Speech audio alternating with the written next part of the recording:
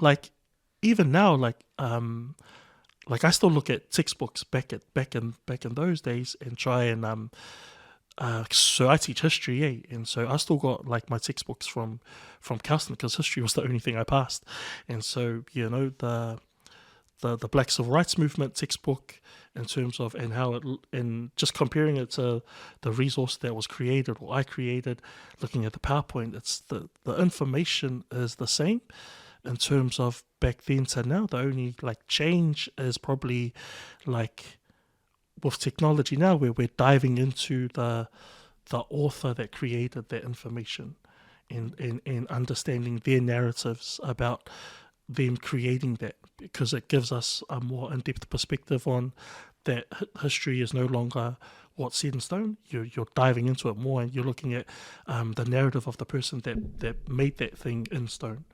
So that's the cool thing about, you can still utilize it, but it's like going in depth now and, why did the author think like that?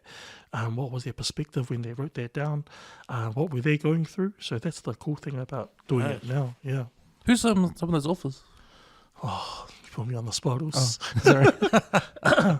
But no, that's good philosophy, like, yeah. Because now these days with all the, I'm thinking about all the conspiracy theories and all the misinformation that's out there. Yeah. Social media and, totally. Like, now the thing is to actually find out where you got the information from. Yeah. And if it's going down to the schools and, we got the history book. Yeah.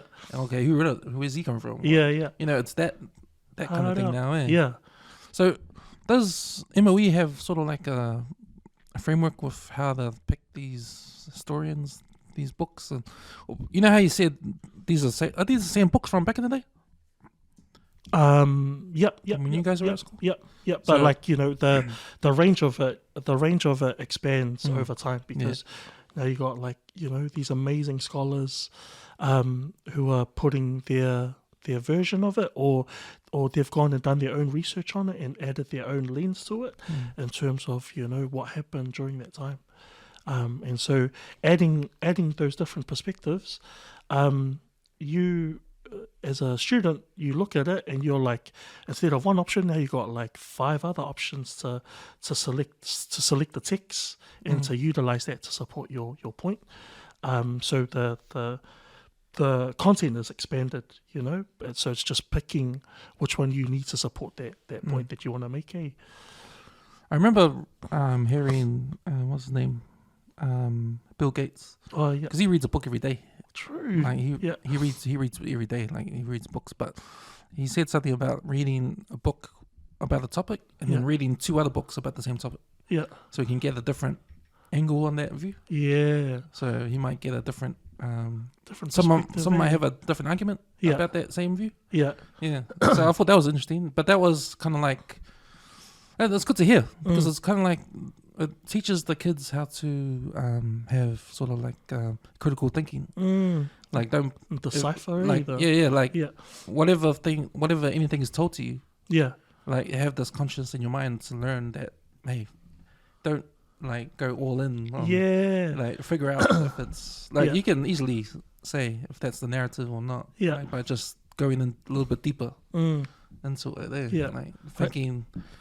I went back and studied to teach, like in 2012, and I went to do history. And one of the papers was like, I think it was like Vikings or something. And one of the themes was like the archaeological lens of it. And I went into that lecture and I was just blown away, because I thought when you dig it and you find it, that's set in stone.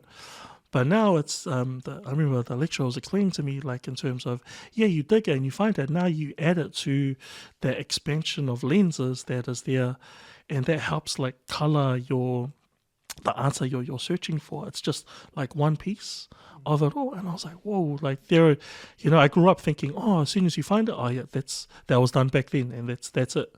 But now it's just like there's so many lenses now, and in terms of you're right, in terms of what the kid was doing, the student, they just have to decipher which one they can utilize,